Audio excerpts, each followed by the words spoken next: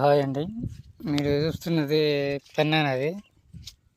పెన్నా నది అయితే వర్షాలకు నిండిపోయింది. పెన్నా నది ఆ పక్క నుంచి ఆ ఒడ్డు నుంచి ఒడ్డుకి అయితే నీళ్ళు అయితే ఉన్నాయి. ఫుల్గా అయితే నీళ్ళు ఉన్నాయి పెన్నా నదిలో. కొంచెం కూడా గ్యాప్ లేదు పెన్నా నదిలో. ఆ పక్క నుంచి ఆ ఒడ్డు నుంచి ఒడ్డుకు నీళ్ళు ఉన్నాయి మొత్తము. చూడండి, ఫుల్గా పడుతుంది. పెన్నా నది ఫుల్ ఫ్లోటింగ్లో ఉంది. పెన్నా నది అయితే